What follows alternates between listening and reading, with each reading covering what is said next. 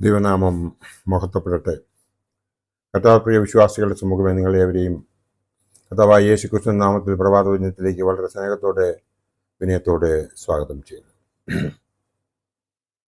ഇന്നത്തെ ദിവസം 21 മാർച്ച് 2026, ഈ മാസത്തിലെ 21ാമത്തെ ദിവസം, ഈ വർഷത്തിലെ 80ാമത്തെ ദിവസം, വലിയ നോമ്പിലെ 35ാമത്തെ ദിവസം.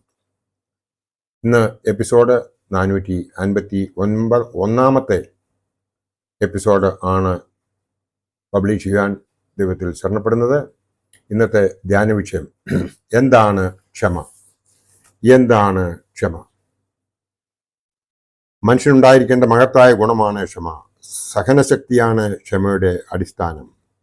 വിശാലമായ അർത്ഥത്തിൽ ആലോചിച്ചാൽ സ്നേഹവും ദയയും സംഹിതയും എല്ലാം ക്ഷമയിൽ അടങ്ങിയിരിക്കുന്നു.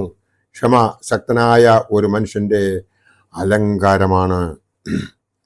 ക്ഷമയുള്ളവനോട് ഒരു ദുഷ്ടനും ഒന്നും ചെയ്യുവാൻ കഴിയുകയില്ല. വെള്ളത്തിൽ തീ വീണ് കെട്ടുപോകുന്നത് പോലെ ക്ഷമയുള്ളവനോട് ദുഷ്ടൻ ഏറ്റുമുട്ടാൻ ശ്രമിച്ചാൽ നശിച്ചു പോവുകയുള്ളൂ.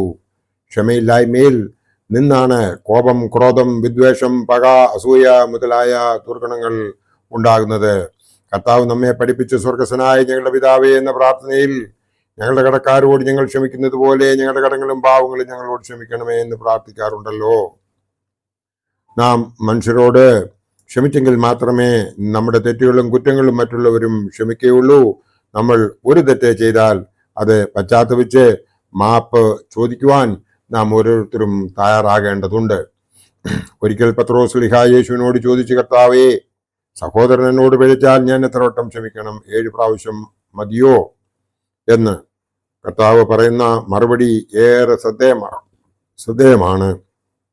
7 അല്ല, 70 വട്ടം ക്ഷമിക്കണമെന്ന് ആണ് പറയുന്നത്. 7 അല്ല, 70 വട്ടം ക്ഷമിക്കണമെന്നാണ് കർത്താവിൻ്റെ മറുപടി അവിടെ ഉണ്ടായത്. കർത്താവിൻ്റെ കുരിശിലെ ആദ്യത്തെ തിരുമൊഴി തന്നെ, പിതാവേ, ഇവർ ചെയ്യുന്നത് ഇന്നത് എന്തെന്നറിയായിക്കാൽ ഇവരോട് ക്ഷമിക്കണമേ എന്നാണ്. യേശു ക്രിസ്തുവിൻ്റെ വ്യക്തിമഹത്വത്തിൻ്റെ മാറ്റുരയ്ക്കാനുള്ള ഒരു ഉരക്കല്ലാണ് ഈ തിരുമൊഴി. യേശുവിൻ്റെ ലോക ശുശ്രൂഷയിൽ ശത്രുക്കളെ സ്നേഹിപ്പീൻ എന്നാണ് അദ്ദേഹം ഉപദേശിച്ചത്. അത് അക്ഷരാർത്ഥത്തിൽ പ്രയോഗത്തിൽ വരുത്തുകയാണ് ഇവിടെ. സുവിശേഷം തന്നെ ദൈവത്തിൻ്റെ ക്ഷമയുടെ സന്ദേശമാണ്. ക്രിസ്തുവിൻ്റെ ഭാവം ഉൾക്കൊള്ളുകയാണ് ഒരു യഥാർത്ഥ ക്രിസ്ത്യാനി ചെയ്യേണ്ടത്. ഗ്രഹാം സ്റ്റെയിൻ എന്ന സുവിശേഷകനെ ഇന്ത്യക്കാർക്ക് അത്ര വേഗം മറക്കാനാവുകയില്ല. ഒറീസായിൽ ഒരു കൂട്ടം വർഗീയവാദികൾ വാഹനത്തിൽ കെട്ടിയിട്ട് 2 പിഞ്ചോമനകളോടൊപ്പം പെട്രോൾ ഒഴിച്ച് അദ്ദേഹത്തെ കത്തിച്ചതാണ്. ഒറീസയിലെ മയൂർ ബത്ജിങ്ങിൽ പാവപ്പെട്ടവർക്ക് വേണ്ടി ലെപ്രസി ഹോം നടത്തുകയായിരുന്നു ആ ഓസ്ട്രേലിയൻ മിഷണറി. അതിൽ അസൂയ പൂണ്ട് തദ്ദേശീയരായ കുറെ പേർ ദാരാസിംഗിന്റെ നേതൃത്വത്തിലാണ് ഈ കടുങ്കൈ ചെയ്തത്. ദാരാസിംഗിനെ ആദ്യം വധശിക്ഷയ്ക്ക് വിധിച്ചുവെങ്കിലും പിന്നീട് അത് ജീവപര്യന്തമായി കുറച്ചു ഭർത്താവിനെയും പിഞ്ചോമനുകളെയും നഷ്ടപ്പെട്ട ഗ്രഹാം സ്റ്റെയിന്റെ ഭാര്യ ഗ്ലാഡിസ് പിന്നീട് കണ്ണീരോടുകൂടി കർത്തൃസന്നിധിയിൽ പ്രാർത്ഥനയിൽ മുഴുകി. കർത്താവിൻ്റെ ക്രൂശിലെ നിണത്തിന്റെ ഊർജം ഉൾക്കൊണ്ട് ശത്രുക്കളെ സ്നേഹിപ്പീൻ എന്ന ആത്മനാഥന്റെ ശബ്ദം അവരുടെ ഹൃദയത്തെ രൂപാന്തരപ്പെടുത്തി. പിതാവേ, ഇവരോട് ക്ഷമിക്കണമേ എന്ന തിരുമൊഴി ഗ്ലാഡിസിന്റെ ഹൃദയത്തെ മതിച്ചു. ജയിലിൽ ശിക്ഷ അയച്ചുകൊണ്ടിരുന്ന ആ കൊലപാതകയെ കാണാൻ ആ മനസ്സ് ആഗ്രഹിച്ചു. ഗ്ലാഡിസ് ജയിലിൽ കാവൽക്കാർ സാക്ഷി നിൽക്കെ ജയിലഴികൾക്കിടയിലൂടെ കൈനീട്ടി ദൈവാത്മാവിനാൽ പ്രേരിതയായി പറഞ്ഞു, എൻ്റെ പ്രിയ സഹോദര, കർത്താവിൻ്റെ നാമത്തിൽ ഞാൻ അങ്ങയോട് ക്ഷമിച്ചിരിക്കുന്നു എന്ന്. കർത്തൃഭാവം ഉൾക്കൊണ്ട നിരവധി ക്രിസ്തു ഭക്തരിൽ ഈ ക്ഷമ ശക്തമായി നിലനിൽക്കുന്നത് നമുക്ക് കാണാം. അഗതികളുടെ അമ്മയായ മദർ തെരേസയുടെ ജീവിതത്തിൽ ക്ഷമയുടെ അനവധി സാക്ഷ്യങ്ങൾ കാണാൻ കഴിയും. ഒരിക്കൽ ഒരു ജമീന്ദാറുടെ അടുക്കൽ അനാഥാലയത്തിന് വേണ്ടിയിട്ട് സഹായം ചോദിച്ചു ചെന്നപ്പോൾ അദ്ദേഹം അവരുടെ കൂട്ടുകാരും ഒത്ത് ഇരുന്ന് സലാപങ്ങൾ പറയുകയും മുറുക്കുകയും ആയിരുന്നു. ആ അവസരത്തിൽ അനാഥാലയത്തിന് വേണ്ടിയിട്ട് എന്തെങ്കിലും സഹായം തരണമേ എന്ന് ഈ മെല്ലിച്ച സ്ത്രീ അദ്ദേഹത്തോട് ചോദിച്ചു കഴിഞ്ഞപ്പോൾ അദ്ദേഹം വളരെ രസകരമായി കൈ നീട്ടിയ ആ മദർ തെരേസയുടെ കയ്യിൽ മുറുക്കി തുപ്പിക്കൊടുത്തു.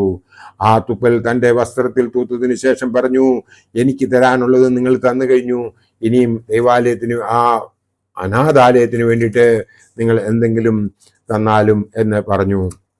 ആ ജമീന്ദാർ എന്താണ് വിചാരിച്ചത്? ഇവർ അരിശപ്പെടുമെന്നും ആക്രോശിക്കുമെന്നും ഒക്കെയാണ്. എന്നാൽ അങ്ങനെ സംഭവിക്കാതെ വന്നപ്പോൾ ആ മനുഷ്യന് മാനസാന്തരം ഉണ്ടായി. അതികഠിനമായ ഹൃദയവേദന അയക്ക് അദ്ദേഹത്തിനെ ഉലച്ചു. മദറിൻ്റെ ക്ഷമ ആ മനുഷ്യനെ രൂപാന്തരപ്പെടുത്തി. അയാൾ മദറിൻ്റെ ഒരു ആരാധകനായി മാറി. അനേകം അനാഥാലയങ്ങൾ പണിയുവാൻ ആ ദൈനികൻ സഹായം നൽകി. ക്ഷമയുടെ അനന്ത സാധ്യതകൾ അപാരമാണ് എന്നുള്ളത് നമുക്ക് ഈ അനുഭവങ്ങളിൽ നിന്നും മനസ്സിലാക്കുവാൻ സാധിക്കും. ദൈവം ക്രിസ്തുവിൽ നിങ്ങളോട് ക്ഷമിച്ചതുപോലെ അന്യോന്യം ക്ഷമിപ്പീൻ. പൗലോസ് ശ്ലീഹ എഫേസ്യർക്ക് എഴുതിയ ലേഖനത്തിൽ രേഖപ്പെടുത്തിയിട്ടുണ്ട്. മനസ്സിനെ ശാന്തമാക്കുന്ന ദിവ്യ ഔഷധമാണ് ക്ഷമ. സൗമ്യതയുള്ളവർ ഭാഗ്യവാന്മാർ, അവർ ഭൂമിയെ അവകാശമാക്കുമെന്ന് മത്തായി ശ്ലീഹ തൻ്റെ സുവിശേഷം 5:5 പറയുന്നു.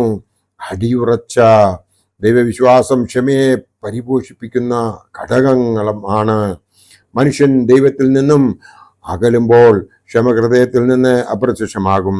തന്നിമിത്തം അനീതികളും അക്രമങ്ങളും കലഹങ്ങളും ഉണ്ടാകുന്നു. പ്രിയമുള്ളവരെ, നന്മ നിറഞ്ഞ ലോകത്തെ വിഭാവനം ചെയ്യുന്നവർക്ക് ക്ഷമ അനിവാര്യം ആണ്.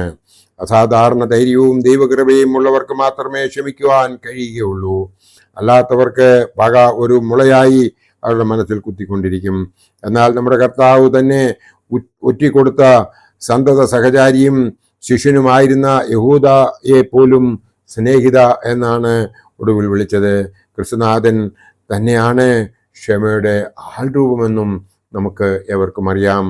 തീവ്രവേദനയിലും കുരിശിൽ കിടന്നുകൊണ്ട് കർത്താവ് ആദ്യമായി ഉച്ചരിച്ചത് ക്ഷമയുടെ പ്രാർത്ഥനയായിരുന്നു.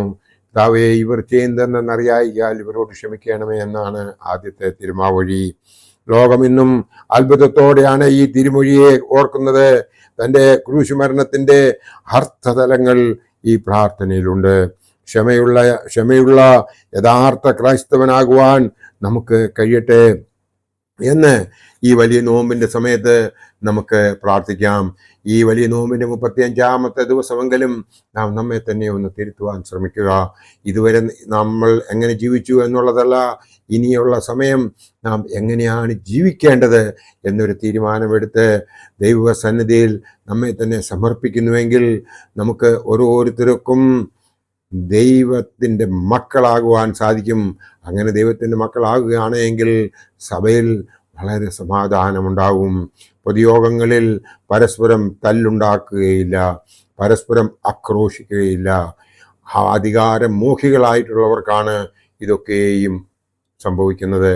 അങ്ങനെ സംഭവിക്കാതിരിക്കണമെന്നുണ്ടെങ്കിൽ ക്ഷമ എന്ന് പറയുന്ന ആ ഒരു വലിയ ഒരു ഘടകം നമ്മുടെ ഉള്ളിൽ ഉണ്ടായിരിക്കണം. ആ ഘടകം നമ്മുടെ ഉള്ളിൽ ഉണ്ടാകണമെന്നുണ്ടെങ്കിൽ നാം നമ്മെ തന്നെ ദൈവത്തിൽ സമർപ്പിക്കേണ്ടതുണ്ട്. ആത്മാവിൻ്റെ ഫലത്തിൽ നമുക്കെല്ലാവർക്കും അറിയാം, സ്നേഹം, സന്തോഷം, സമാധാനം, ദീർഘക്ഷമ, ദയ, പരോപകാരം, വിശ്വസ്തത, സൗമ്യത, ഇന്ദ്രിയജയം എന്ന ഈ 9 എണ്ണമാണുള്ളത്. അതിൽ ക്ഷമയെന്നല്ല അതിൽ പറഞ്ഞിരിക്കുന്നത്, ദീർഘക്ഷമ എന്നാണ് പറഞ്ഞിരിക്കുന്നത്. കർത്താവായ യേശു ക്രിസ്തുവിൻ്റെ ആ വലിയ ക്വാളിറ്റി നമ്മളിലേക്ക് ഇറങ്ങി വരത്തക്കവണ്ണം നമുക്ക് ഇടപെടാതെ പ്രാർത്ഥിക്കാം. ആ പൗലോസ് ശ്ലീഹായെ പോലെ ഇന്നത്തെ കാലത്തേക്ക് നോക്കുകയാണെങ്കിൽ ആ പരിമല തിരുമേനിയെ പോലെ, പാമ്പാടി തിരുമേനിയെ പോലെ, അതിനു മുമ്പ് നോക്കിയാൽ നമ്മുടെ ഓസ്താത്യോസ് തിരുമേനിയെ പോലെ, അതുപോലെ നമ്മുടെ ഭാസ്വരനായ തിരുമേനിയെ പോലെ നമുക്ക് ഓരോരുത്തർക്കും നമ്മെ തന്നെ തിരുത്തുവാൻ സാധിക്കും. ആ തിരുത്തണമെന്നുണ്ടെങ്കിൽ നമ്മുടെ പിതാക്കന്മാർ ചെയ്തതുപോലെ നമ്മളെപ്പോഴും പ്രാർത്ഥിച്ചുകൊണ്ടിരിക്കണം.